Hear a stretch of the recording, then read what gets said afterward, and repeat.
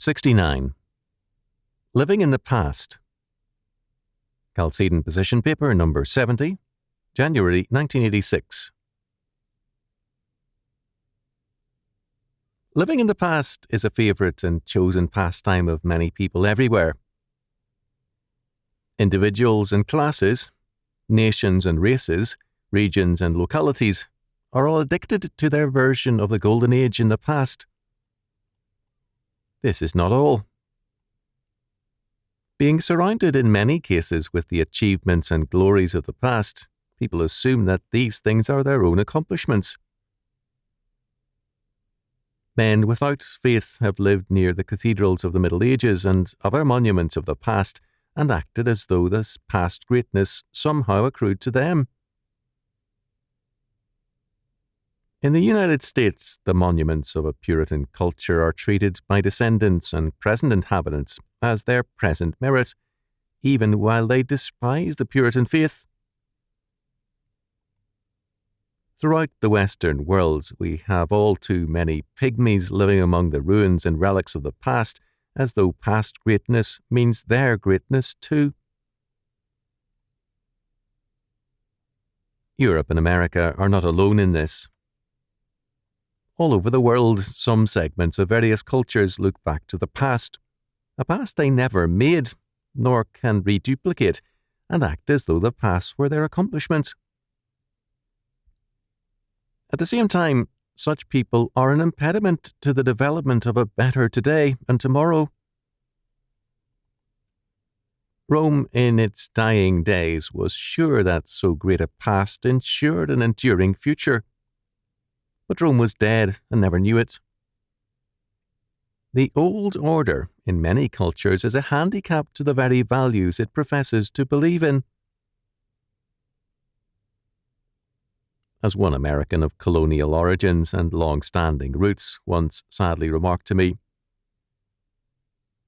"Our old families act upset over what is happening here, but they themselves are the worst element, because they have power, and yet they use power to conspire against our future.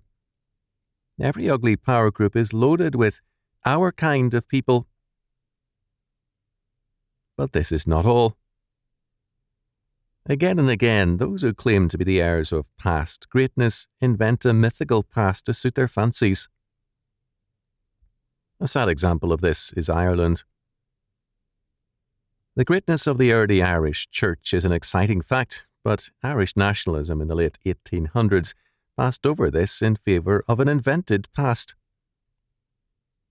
The folklore romantics who began their work in Germany had a profound effect on some Irish romantics.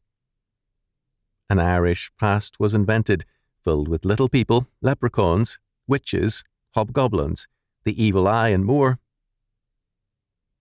Every little scrap of peasant belief was converted into a national treasure. In due time, more and more people of Irish descent became convinced that such things as second sight were in their blood. Men like George Russell and William Butler Yeats created a new image of the Irish, and many since have been trying to live in terms of that image. The Irish were by no means alone in this. What makes the Irish change so notable is that it occurred in a country so devoted to its faith. All the same, Ireland was converted from a Catholic culture towards a nationalistic one, which stressed the mythical qualities of Celtic blood. At the same time, of course, the national character of many European countries was moulded into new characteristics by the folklorist and nationalist impulses. This movement has not been lacking in the United States, a nation of immigrants. Many of the immigrants changed their names on arriving on American shores out of anger and resentment at what their native land had become. Their descendants now romanticize the country of their origin and have made a spiritual emigration to the country their ancestors renounced. At a safe distance from the poverty and oppression of the past, these heirs can fly in comfort to the places of their remote origin and talk glibly of their heritage. However, the more men live in the past, the less relevant they are to the future. In fact, we need to see changes as opportunities sent to us by the grace of God. To cite but two examples, the American South and the American West have changed dramatically and radically since World War II.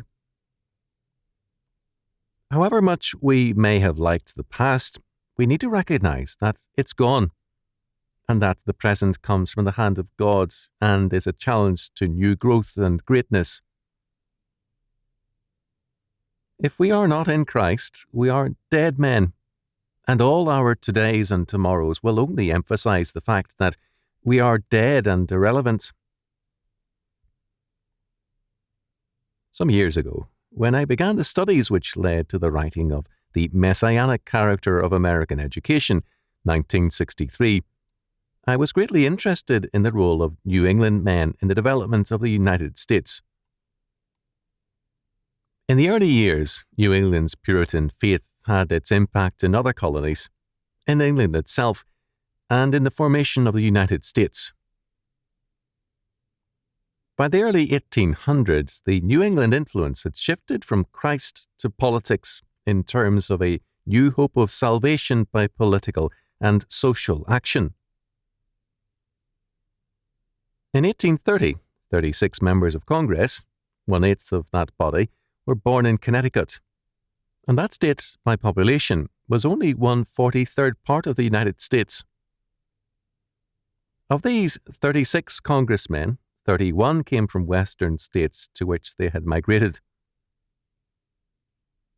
New England men were moving westward to assume leadership in the states in politics, and then in education.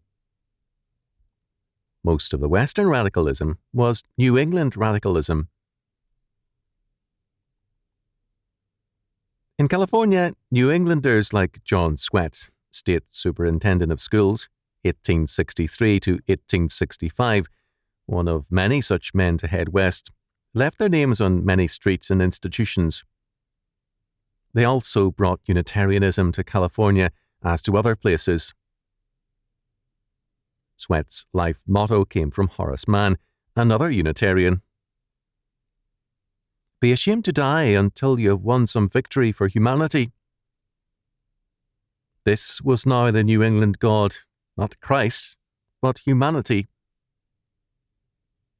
Swett saw private property as the property of the state, and the children in California as the children of the state. The sons of the Puritans were Yankees and statists. Nothing stands still, however. William Hale Thompson Sr., a prominent descendant of a New England family, was on the staff of Admiral David G. Farragut. While on leave in 1865, he married Medora Gale, a member of a pioneer Chicago family, whose father was one of the 38 original incorporators of the town of Chicago, and whose grandfather, Theophilus Smith, was a justice of the Illinois Supreme Court. Two notable families were thus united. Their second son, William Hale Thompson Jr., was born on May 14, 1867. He was to become Chicago's most notorious mayor. Earlier, New Englanders had left Christ for the gospel of salvation by the state or for salvation by education. Now another step was taken, the quest for power as such. Big Bill Thompson, born into prominence and culture, vulgarized himself progressively to become a man of the people. He was Chicago's mayor in the corrupt Al Capone era. His morality was expediency. Thus, in campaigning for Len Small for governor, he attacked Small's able opponent because he was a Jew. When Thompson's Jewish friends protested, Big Bill was bewildered and told them, "You know I've been a friend to Jews. Look at the record of my appointments. I'm saying what I've got to say to make Small win. That's the only thing that's important here. Len Small has got to win." Thompson ran repeatedly on a reform platform. He had the churches on his side during his early years. For Thompson, politics was an invigorating game, and the meaning of his life for him was the enjoyment thereof. He introduced religious and racial bigotry into some of his campaigns, not because he personally had any such feelings, but in order to exploit existing suspicions and hostilities. It is likely that, as far as Thompson was capable of having a sincere belief, he was appreciative of the American past. Certainly, he was a professional patriot and flag waver. He took America's power and success as a natural fact of life, and, like Lake Michigan, something to be used and exploited. The history of Big Bill Thompson is revelatory of the history of New England and, in miniature, of the United States and of other countries as well. The age of faith, which established its greatness, gave way to non-Christian faith, statism, political action as salvation. New Englanders moved across the United States to mold the frontier areas while working at the same time to destroy the Old South. These humanistic reformers gave way in time to the exploiters, political bosses, and men of expediency in one area after another. Boston, once the center of Puritanism, became, after some generations, a city better known for political corruption. All over the world, people like the New Englanders, Englishmen, Germans, Hollanders, Frenchmen, Spaniards, Italians, Austrians, and others sit among the disappearing relics of a great past like pygmies. They identify themselves in all their pettiness, triviality, and unbelief with past greatness, as though honour and greatness are inherited with land and buildings. I've walked across the grounds of famous colleges and universities and had professors speak proudly to me of past glories as though they were a present fact, when a casual acquaintance with the school made clear its intellectual and moral bankruptcy.